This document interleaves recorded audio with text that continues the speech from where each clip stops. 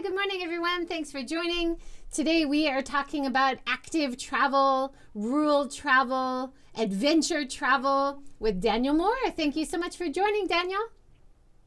Thanks for having me. Glad to be here. So I see that you're in your new house in Nagano. I saw your video giving the tour of your house.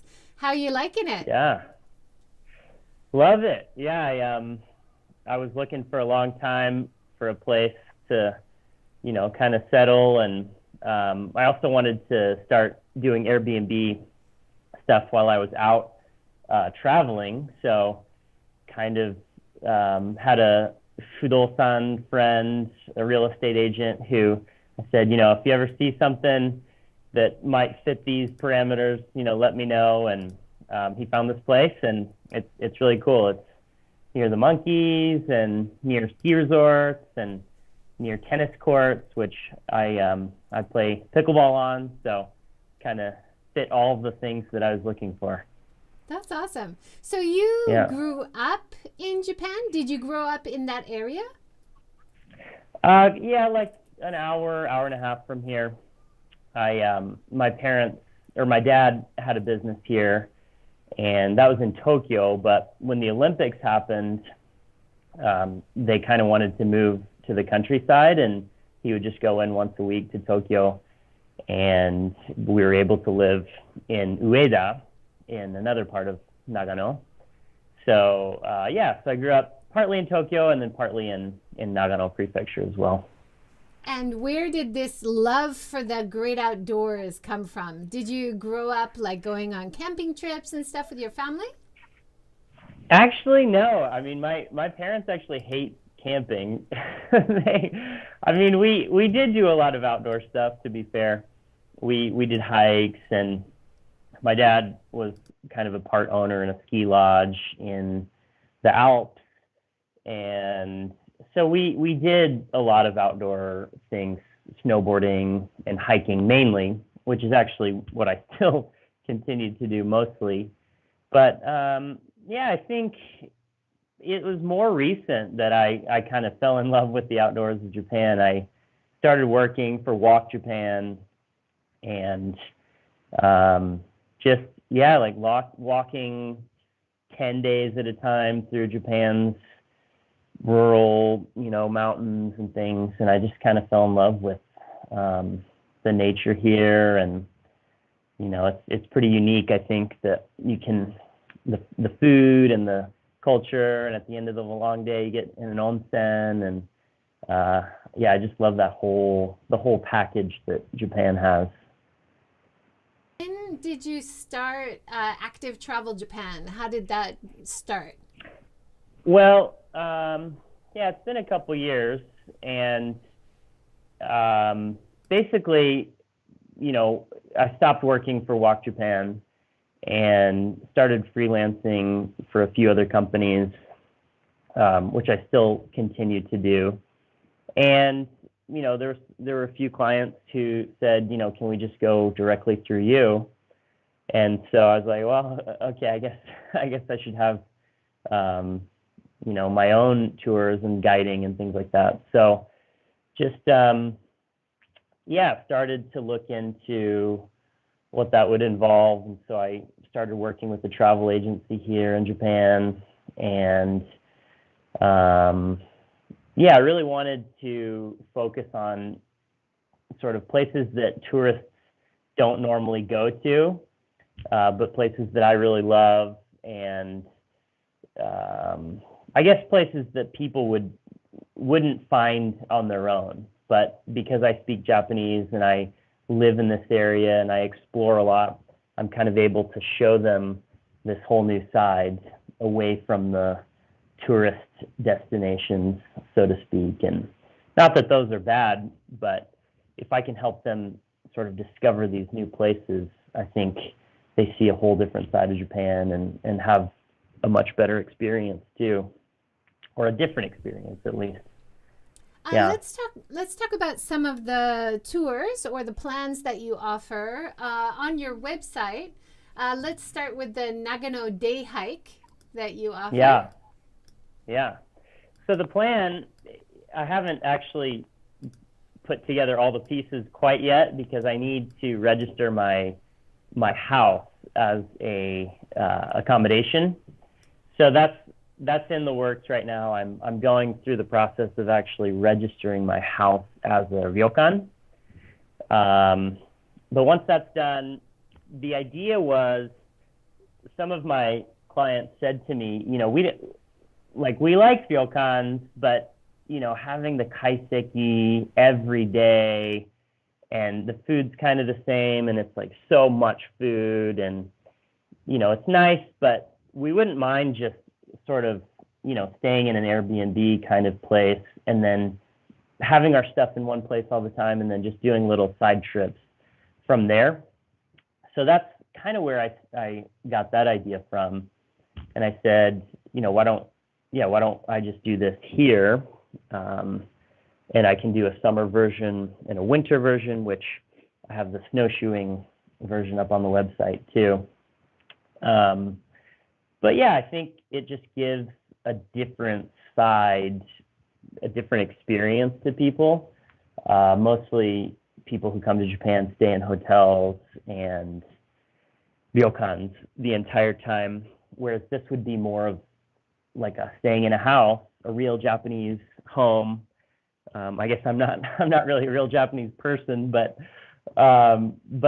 it feels a little bit more like staying in a house. We cook meals together, and that means we can do it a little bit cheaper as well. So if people are more price sensitive, they can do that, and then just sort of explore one area, really go in deep. I mean, most people just kind of scratch the surface of each area and then they keep going on.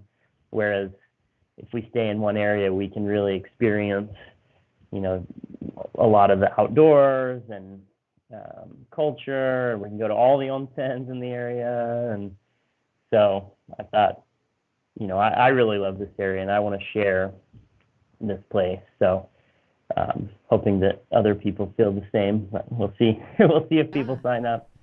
Something that I really like about your tours that you're offering is you're asking people to commit for a week. You've got 7 nights accommodation. And this is something I think is so important for rural area, more sustainable travel.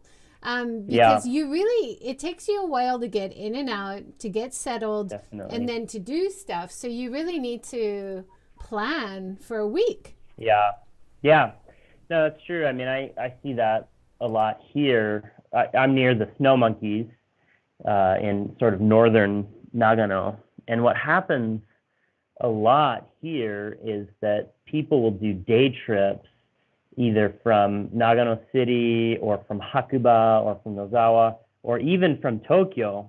They'll do a day trip to the snow monkeys, see it, and then go back on the Shinkansen and stay in Tokyo. And, it helps a little bit, but really staying in that area gives you a better idea of the place, but it also helps the local economy a lot more. So, I really, actually, it's on my website too, that I really like to support small family-run inns, partly because I just like those kind of places better. The food is home cooked, and you get like this tiny little onsen, and it's just a bit warmer. The staff usually it's family run, so that's their whole livelihood. But it also just helps the local economy a lot more. So I try to focus on those kind of places as much as possible. Yeah. In the series, we talked to Tyler Lynch, who runs Kamese Ryokan, which I believe was just in yesterday. Yeah. Oh yeah, and we've also had other people in Nagano. It's just such a great area of Japan, and it's somewhere you definitely should spend more time, taking your time, seeing the sights, but also just enjoying walks out in nature. And I think post-COVID, going out into the outdoors and enjoying walks and hikes and stuff, this is really going to be the way forward for at least the next couple years, don't you think? Yeah, I mean, Yeah, exactly. It's not crowded. There's lots of open air, um, you know, even public transportation. You're not, really close together to anyone else. And there's tons of outdoor activities to do. So I think for a while, the with Corona world, people are going to want to be socially distanced and not too close to each other. And so I think places like this are going to be popular, I hope. Yeah. Well, let's switch gears a little bit and talk about pickleball, because you are Yeah. also a professional, is it professional pickleball player, and Yeah. you're very enthusiastic about developing pickleball in Japan. Can you tell us a bit about it? Yeah. Yeah. So pickleball it's an American, well, it started in the US about 50 years ago. And it was kind of a small sport for a long time. And then in the last maybe 10 or 15 years, it's really exploded in the States. They say there's about 3 million players in the US right now. And yeah, and so there's a professional circuit now, and I played on that for a few years, and I've won, the U.S. national tournament a few times, and things like that. But I really wanted to live in Japan, and so it was sort of my pickleball professional career or living in Japan, and I chose living in Japan. But I decided to bring pickleball over here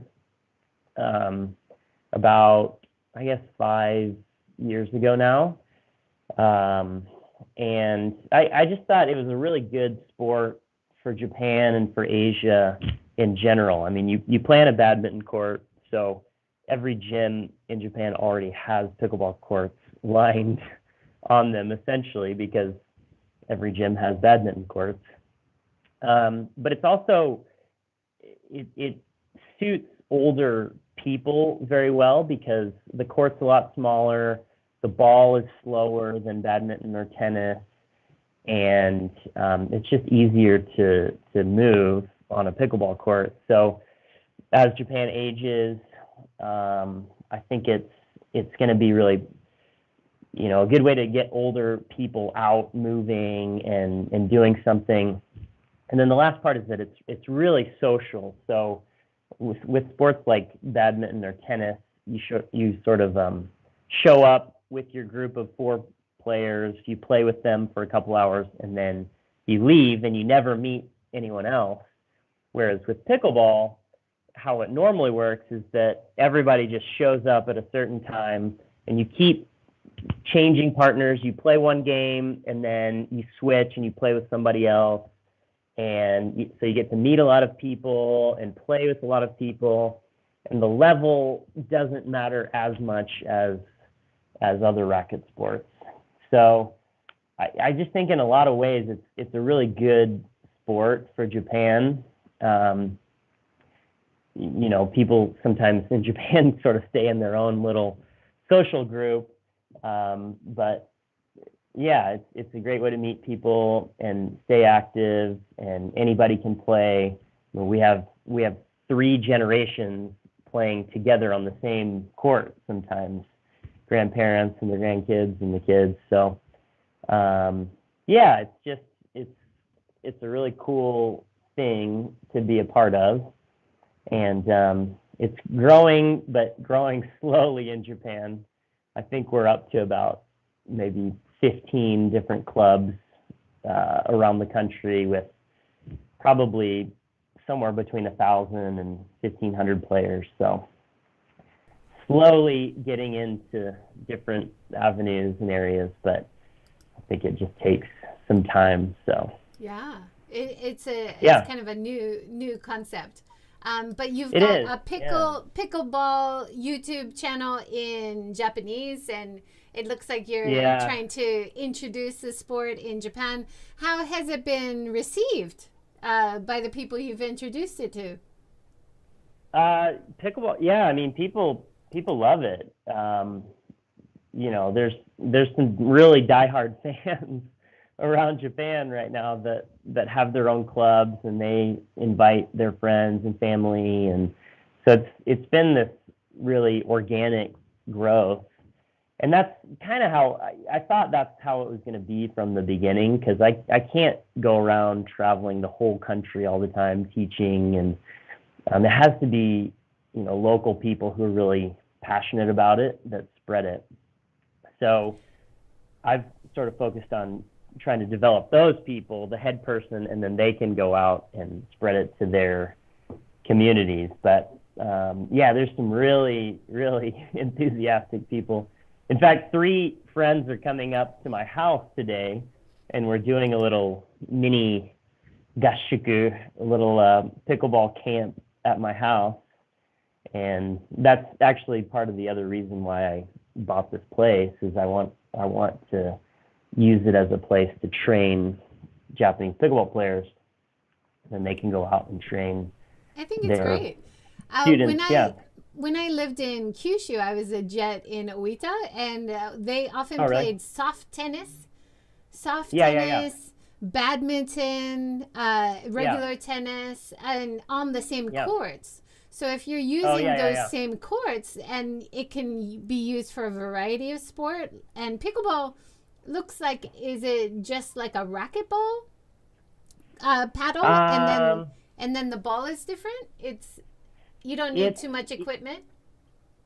Yeah, you don't need that much equipment. I mean, it is a pickleball-specific paddle, so it's not strings, so it's like a bigger version of a ping pong paddle, and then the ball is this plastic ball with holes in it, so it's really light. So it doesn't. It goes. You can hit it fast, but it's not nearly as fast as tennis or anything. But that's pretty much all the equipment you need. I mean, you can just lower a badminton net and use that, or you can use the tennis net, and then just shoes. So it's a pretty easy sport to get into in a lot of ways, and I think the main difference is, tennis, or even probably soft tennis or badminton, you need to take lessons, and you need to spend a few months before you can actually play a game. And it's really hard for people who haven't played in a long time to sort of just jump in a game with people who have been doing it for a long time. But in pickleball, we teach people the rules. We hit for about 30 minutes, and then we say, go have fun. You can play pickleball now. And people actually do. I mean, they can jump in and play a game and sort of experience that competition from day one. So I think that's a huge strength of the sport, and why people like it so much. Yeah, that's awesome. And in terms of being a travel guide or adventure guide, you could incorporate a game of pickleball for fun on your off day or recovery day, and still keep your body loose, right? Yeah. I mean, I've had people request that before. They want to, they've heard that I play pickleball and they don't know what it's about, so they want to go see it, or something like that. So we haven't actually done it yet because of COVID, but I think at some point we will. Oh, good. Yeah. We had Linda. Linda joined us from Periscope. Thanks, Linda. She says pickleball is addicting. Oh, somebody who knows pickleball. Nice. Yeah. Actually, the last thing I didn't really mention was that my brother and I actually run a pickleball travel business as well. So that's kind of a totally separate thing that I do, but we take people around the world to play pickleball, and it's called Pickleball Trips, and we organize tours to Japan and Thailand and Europe, and some domestically in the U.S. and Mexico, and we teach them. We do sightseeing and cultural activities, And then we also play with local players and then go out to dinner with them. And so it's back to this whole, it's still active travel. It's just a different side of that. And taking people to places that they probably wouldn't go otherwise. And then that sort of kokusai koryu, I guess, the international exchange that people really like. They get to meet real, Japanese people or Thai people or wherever that tour is. So yeah, that's kind of my other business that I do, is called Pickleball Trips. Yeah. That's great. I think it's great to, as a guide, it's great to get people active doing things, not just standing and talking at them, right? Like to get them active doing stuff and talking, and then you have such a much more natural connection. And of course, you can still tell them stuff about the area. You can still guide them, but on a very different kind of philosophical way. I've done some workshops for guides in Japan, Japanese people who are trained guides, certified guides. Yeah. And they want to be guides with the international people, but a big hurdle is getting them to make that connection personally. Yeah. Not talking down from the expert level to the people doing the tour, but actually asking questions, connecting to them on a personal level, right? Yeah, I think I've noticed too. I mean, that can be a big difference between what Japanese people want and what international tourists want. I mean, yes, the information and like knowing interesting things about Japan, that is important, but I also find that, most people forget 90% of what you're saying by the time the tour is finished anyway. I mean, they might remember a few things in particular that really stood out to them, but historical dates and names of whatever daimyo or whatever, they're not going to remember that kind of stuff, right? But they will remember the friendship and how the guide treated them, and maybe some of the conversations you had. So I do think that that's a lot more important than, I have to say this thing at this place. And I think, Japanese guides can totally do that. Like you were saying, they just have to make that mindset switch.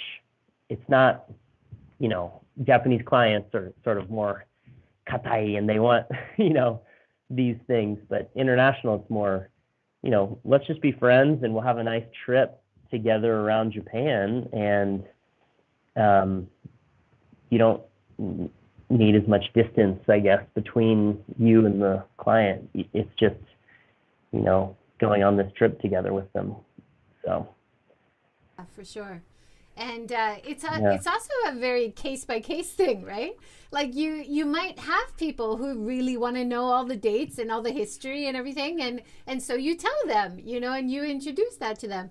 And then you have other people who have been around Japan, and how many times do I meet travelers going around Japan who say, I feel really lonely in Japan. Like I feel like I haven't really talked to anybody. Really, like only people working for me or treating me like a customer, and they really crave that. Especially we're in Hiroshima. By the time they're here, they're craving like real interaction, right? Totally, yeah. I think, that's, the first part of what you said is the challenge, but it's the really interesting part of being a guide, is that every person is different and what they're looking for is different. And so your job as a guide is to find out what that is and then try to match that and be able to provide that service. So, if somebody's interested in, I don't know, baseball, then I try to talk about Japanese baseball with them and what's the difference, and recommend a book about whatever it is. It's trying to find that need and then adjusting to meet that. And then, yeah, the second part of what you said, yes, I think a lot of people are lonely in Japan, and a big part of that is the language barrier. I mean, I think a lot of Japanese people would want to talk to them too, but they just can't, or they're too shy, or whatever it is. So as a guide, I feel like the maybe the biggest thing that I can provide is I'm a bridge or a window between these two cultures, and people who wouldn't have been able to talk otherwise, I can allow them to have a conversation with each other, because I can translate for them, and I can sort of provide context of, why is this person saying this, or what's the reason this is happening. Or so I do feel like, people travel FIT without a guide to Japan, and that's totally fine. But I feel like with a guide, you can have a much more deep experience and experience a lot of things that you wouldn't otherwise, because you just get this deeper level of a tour. And obviously that comes with a higher cost, but so there's just different people and different types of travel. But and like you said before, it's not just translation. Like, to take in information about your guests. Oh, your guests, they like baseball. Well, then when you introduce them to locals, if the local also likes baseball, that's definitely something you're going to mention.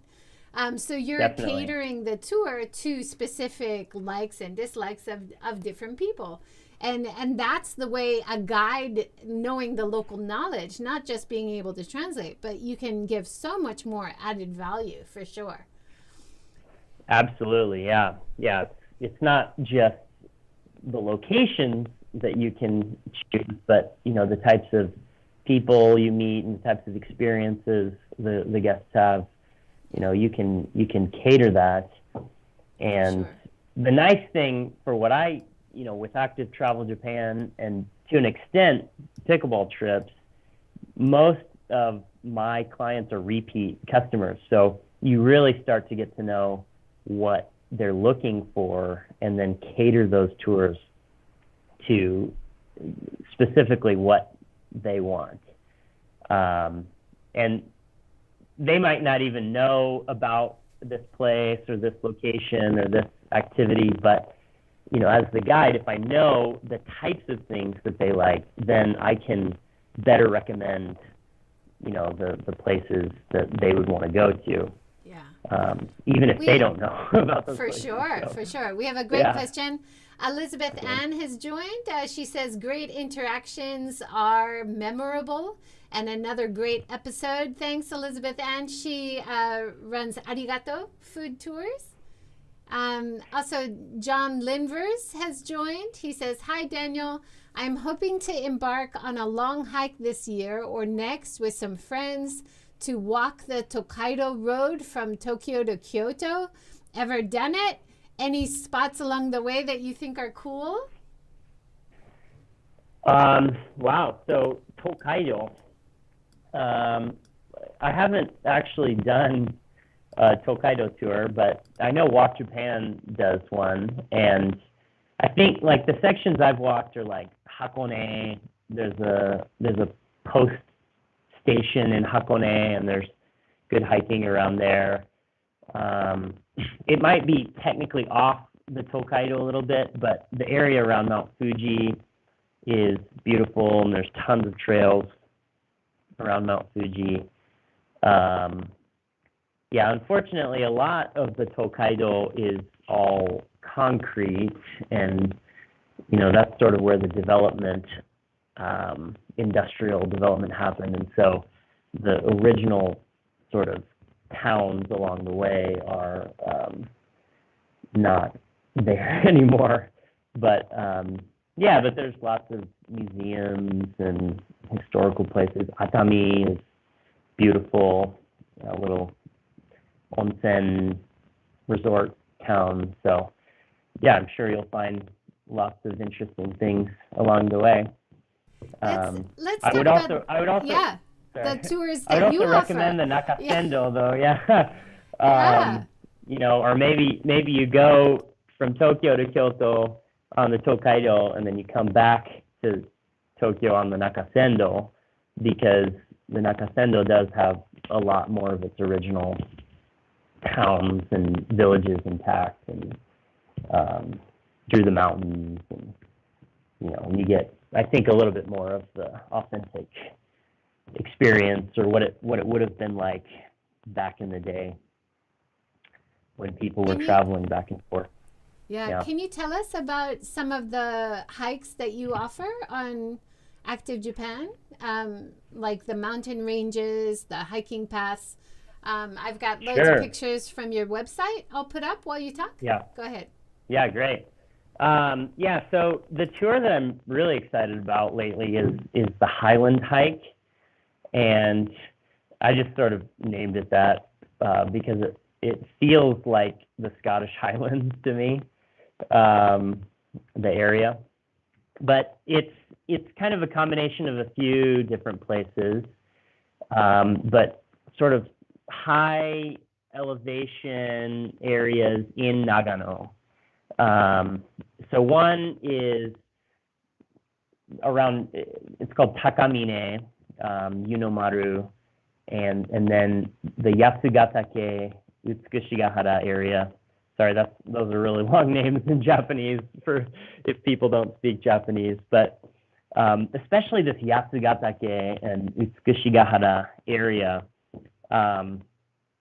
It's this like big central plain in the middle of Nagano Prefecture, and it's mostly above the tree line, and so it's just like these wide open bamboo and grassland fields, and you get views 360, but one side is the Northern Alps, another side is like Mount Asama, and then you can just like see mountains 360 degrees around.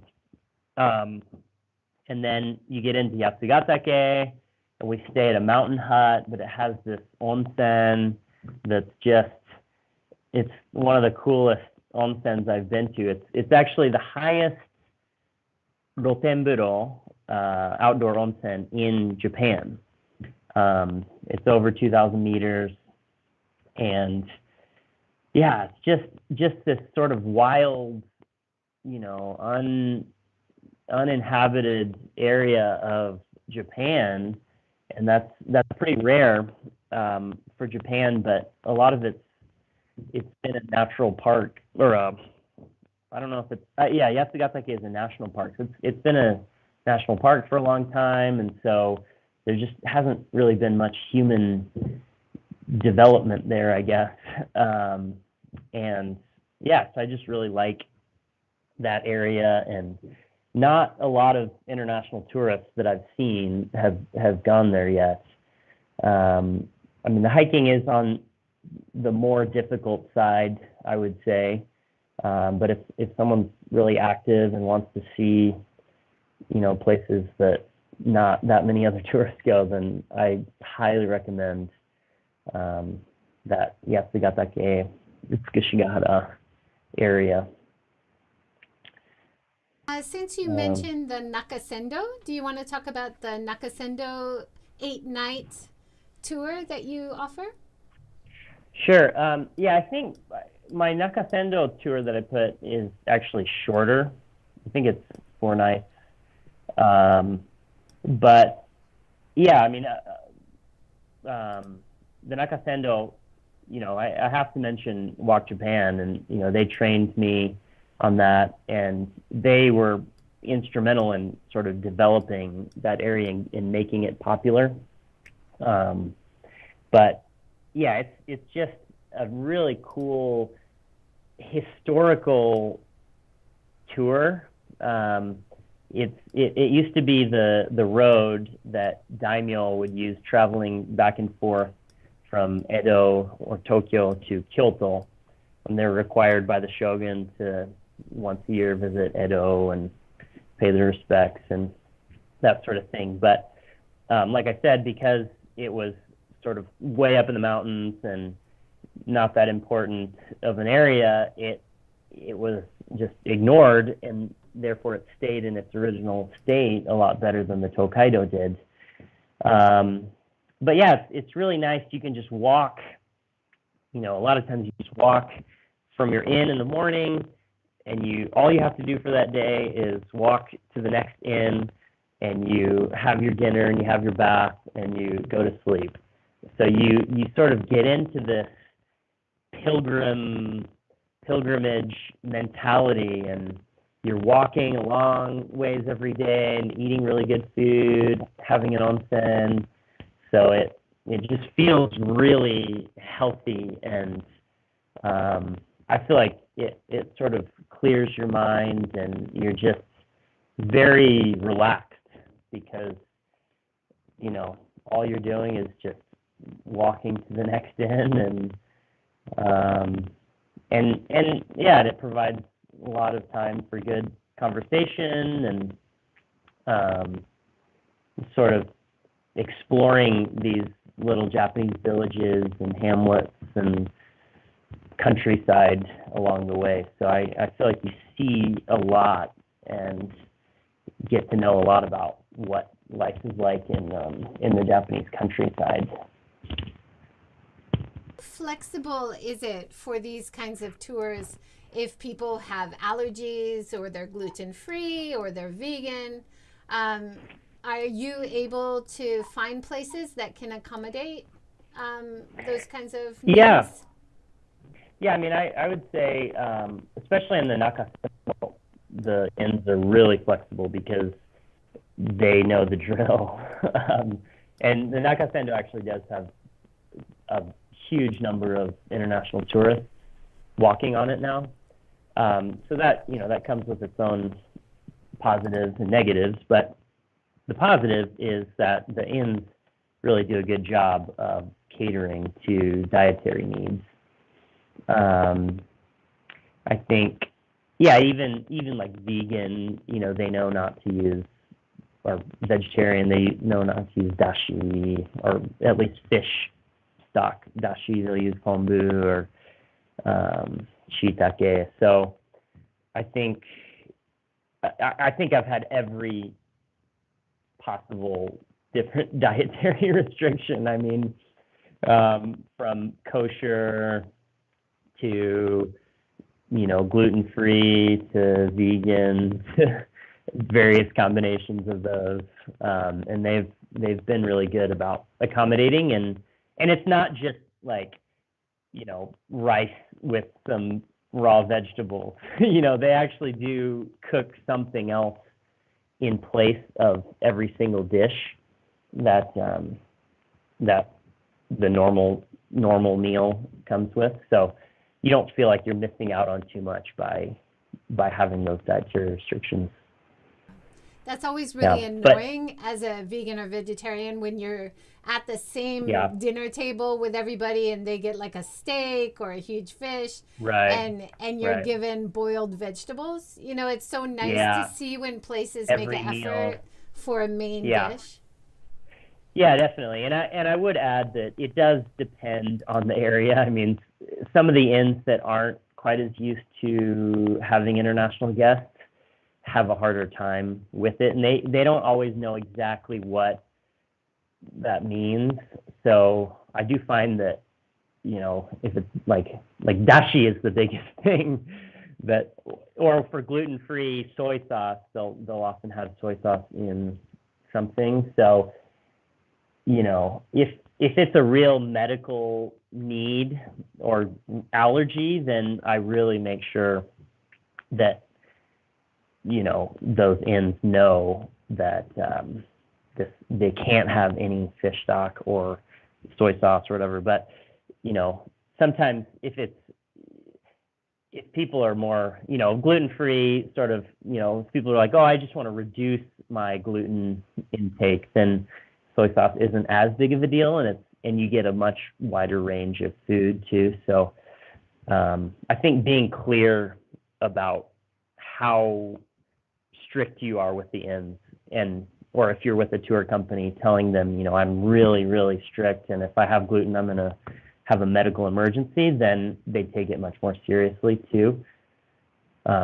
Whereas if it's a dislike, it's not quite as big of a deal. Yeah. You say dislike, but when people come from other countries and they're vegan, it's not just a ski kirai thing. It's not just dislike. Yeah. It's part of their lifestyle, right? It's very important.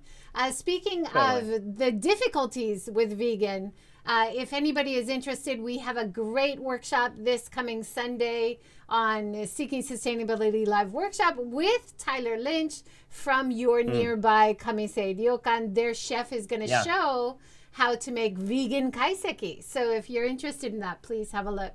Oh yeah, he was telling me about that actually. Yeah, it's going to be awesome. Yeah. Really excited. Yeah. Cool. Let's talk about your Northern Alps tour, because it looks the pictures just look amazing. Now, compared to the Nakasendo tour we just talked about, you had a level 7. This would be a level 9, so this is a little bit harder, is it? Yeah, definitely.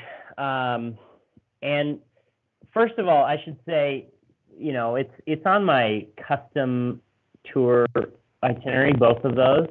And so basically, I'm trying to have a very small number of group tours.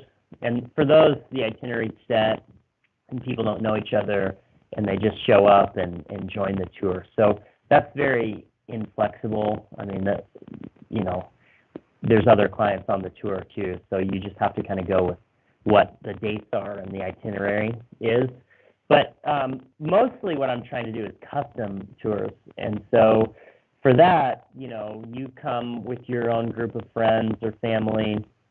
4 is the minimum and 10 is the maximum.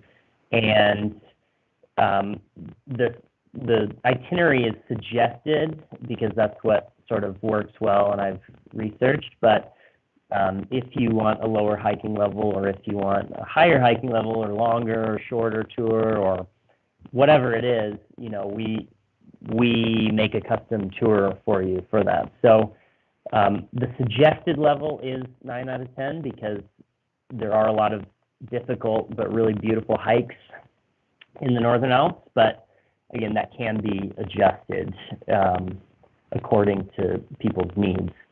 But yes, the Northern Alps, it's an unbelievable area. I mean, the mountains are so stunning, and they're just sheer, and a lot of variety, and it's absolutely one of my favorite areas of Japan. And I was, being stuck in Japan all year last year, I was doing a lot of hikes in the Northern Alps trying to develop these tours, and came up with what I think is, some really nice areas that people are going to enjoy, and good variety, and not too many mountain hut stays. I sort of, mountain huts are okay, but sort of one night at a time is my my thinking on mountain huts. So, but yeah, the Northern Alps is highly, highly recommended, especially if you like the outdoors or hiking or just seeing something totally different in Japan. Most people sort of think of Japan as like Shinjuku or Kyoto, all urban sprawl. But I think this will give you a totally different idea of what Japan is, and just that there is real wilderness in Japan still, and really, really beautiful. It just looks amazing. All the photos with the green lake, all the greenery around the lake on the top, all the mountain views. You've got some stunning, I guess it's sunrise photos. So you get up really early and you go out for a walk and you have that light on the mountains ahead of you. Yeah. Oh my gosh, beautiful. Yeah, that was at a mountain hut. It's hard to get the sunset and the sunrise views without staying on a mountain hut. So that's the benefit of being in a mountain hut. But yeah, there really is a lot of variety and a lot of just beautiful places. So that's why I wanted to put together a tour there. That's great. And you mentioned before that you're doing collaborations with travel agents. This is a hurdle a lot of guides have, right? Because of the rules. Can you talk about that a little bit? Yeah, definitely. I see I have a postman at my house. I might have to go answer the door, but so it is hard. The Japanese restrictions on travel agencies, you can't sell tour packages unless you have a travel agency license. So I actually work for a travel agent in Japan, and they have a travel agency. Sorry, can I just respond to this real quick? Sorry about that. Go ahead. This is the beauty of live streaming, right? Elizabeth, thank you for your comments. Elizabeth, you say really interested in the vegan kaiseki. That's wonderful.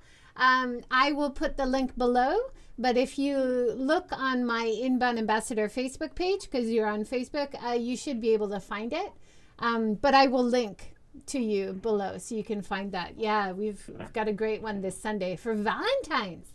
So it's a perfect day to learn how to make beautiful Japanese food for your loved one, right? There you are. Sorry Good. about that. No problem.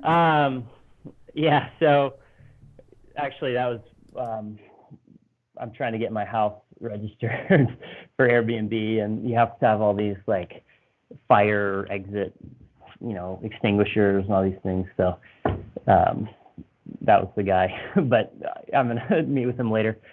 So the travel agency thing, it's a big challenge, because if you're going to launch a travel agency yourself and sell packages for people coming to Japan, you have to like put in like 700 man. So that's like $70,000. You have to put in this fund, and then that just stays in there as long as you're running your travel agency. So so that's a real challenge. But I work for this travel agency, and all the tours, the Active Travel Japan tours I run, go through them. So then I'm able to, it's through Yadoroku, this tour agency, but essentially I can create different tour packages and sell them. And that's kind of how I've decided to do it, until eventually maybe I'll, get together $70,000 and create my own. But for the time being, it works pretty well to work with a Japanese travel agency. It's a high hurdle for a lot of entrepreneurs trying to get started in the travel industry. But it's good if you've got a good partner. Let's talk about the foodie hot spring and craft tours. I really like that idea. Tell us about that. Yeah, so I've taken some people on a couple of these, one in Nagano and one in Aomori. And they basically said to me, we want good food, we want nice ryokans with onsens, we like Japanese traditional crafts. So we want to do something craft related every day, and we want to do just sort of like easy, short 1 hour hikes every day. So for Aomori, I think that's the example itinerary I have on the website. But we just did all those things, and there's so much with the craft stuff. There's just so much in every prefecture that you can do. I mean, just in Aomori, I think we made We made lacquer chopsticks. We made a wooden bowl. We made this like traditional stitched bookmark. We made a pot holder. We made something else. We picked our own apples. I think we made jam. So, and we made like this moss ball thing that people actually took back to Singapore with them. So just in one prefecture, we did all these different things, and people then get like a physical memento of that trip that they can take home, and it's a very educational experience for them. They get to learn about these crafts and some history and why this area developed this art form. And and then they just really liked different onsens, these kind of mountain, way up in the mountains onsen that tourists really hardly ever went to. I think we only saw Japanese people there the whole time. And then they just like interesting food. So I kind of put that on there as an example. If people have something really specific that they are into or that they want to learn about or do in Japan, and that's totally something that we can do and that we can put together. So yeah, it sounds great. Really fun. Yeah. And if you're into a little bit less active Japan, that's a nice option.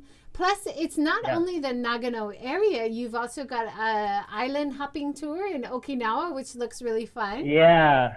I mean, my idea is to mostly focus on Nagano, or central Japan, I'm calling it, but also, just a few other areas that I really like and think that people would enjoy.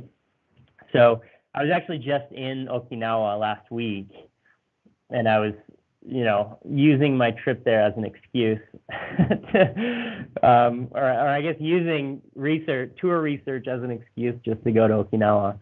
But I think Okinawa is really fascinating too.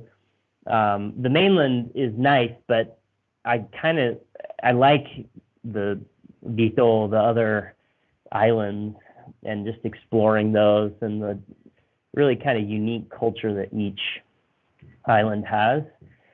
And then because they have a unique culture and climate, they also have unique activities. So I thought, doing a little island hopping tour of Okinawa would be interesting.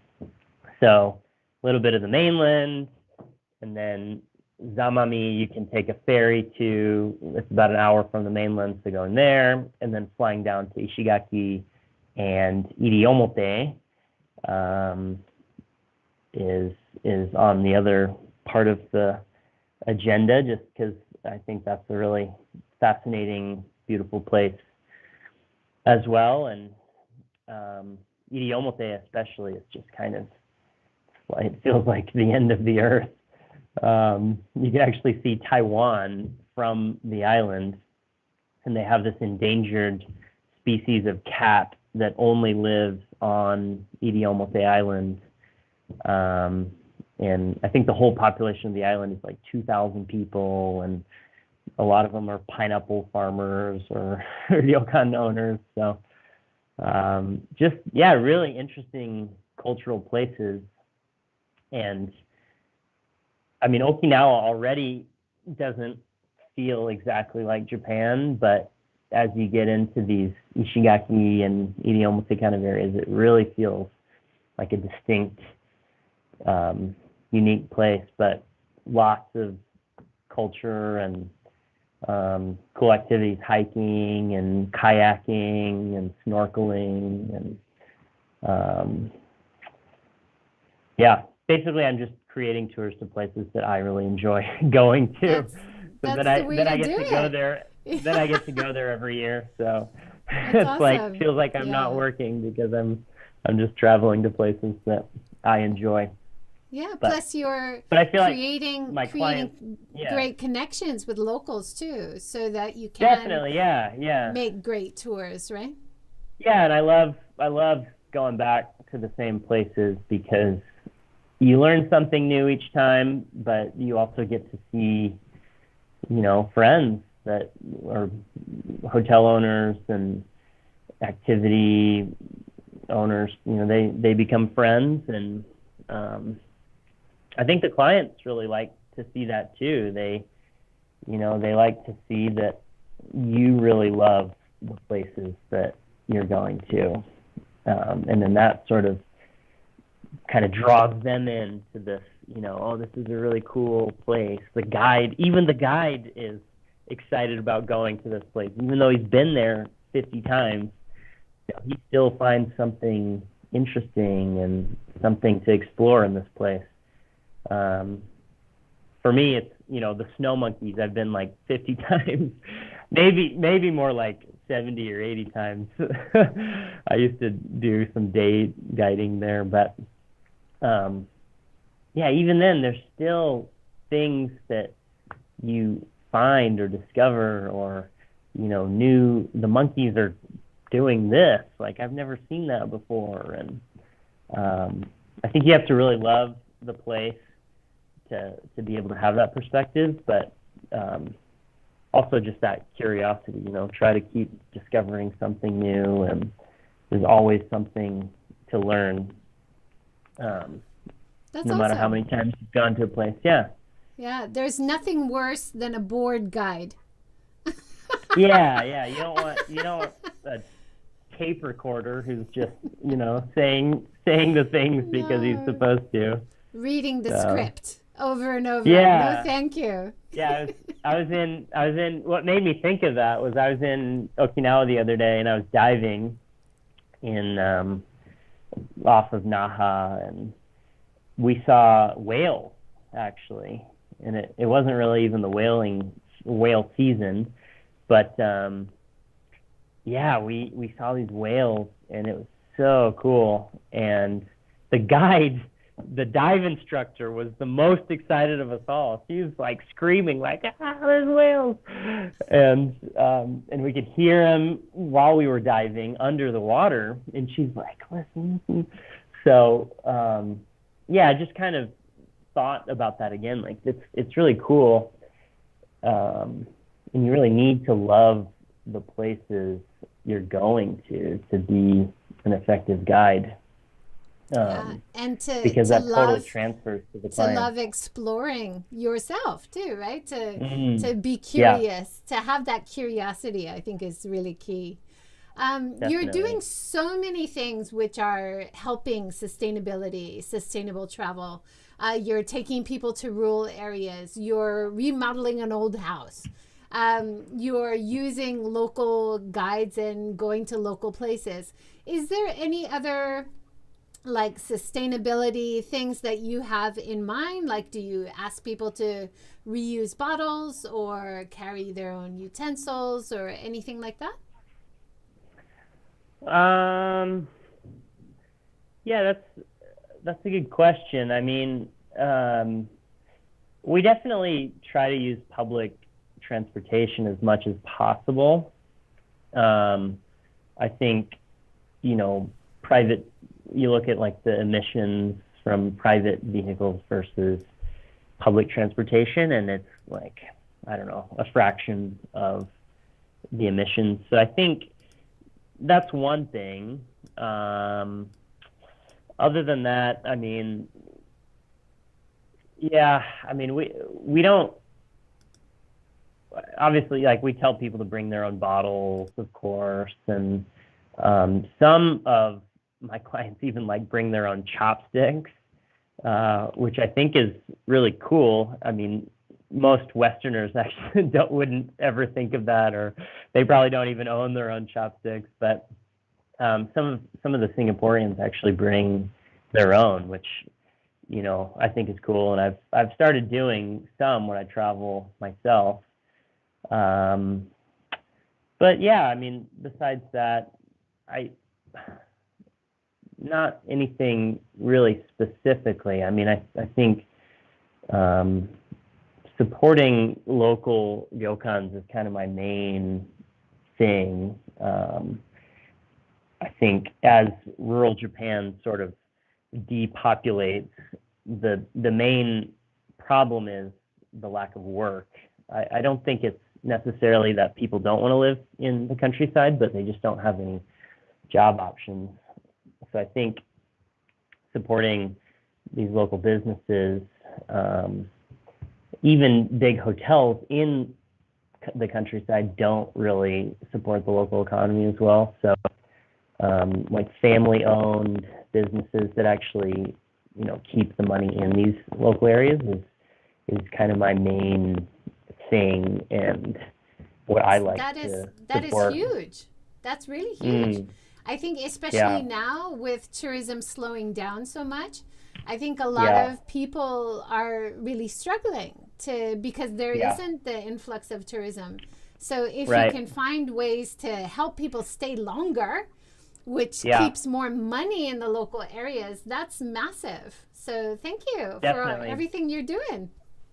Oh, thank you. Yeah. It's an interesting time for sure. Hopefully, with people depopulating from the countryside, I mean, there is, the travel is way down right now, but then people are able to actually work from anywhere more often. So hopefully people keep working remotely and they work from places like this. But then once tourism is back, then there's more jobs as well. So I think, providing opportunities in the countryside it's a challenge, but I think Japanese people are aware of it too, and try to get people to live in these kind of places. And well, hang in there a little bit longer. And hopefully by this time next year, we can start seeing tourists come back, and we can see safe travel, and definitely the kinds of tours that you're offering out in the countryside. I think these are the go-to ones to start booking for next year. So thank you so much for everything you're doing. Crossing my fingers. Yeah, thank you. Thank you for joining today. That's been awesome. Yeah, thanks for the time. Awesome. Appreciate Thank you, everybody, for all your great comments and questions today. We don't have any more talks this week, but we have that great workshop on Sunday. So make sure you check that out to make vegan Japanese traditional food. We're offering that on Valentine's Day this Sunday. And then we have more talks next week. So have a great weekend, everyone. Take care. See you later. Thanks so much, Dan. Thanks. Thank you. Bye.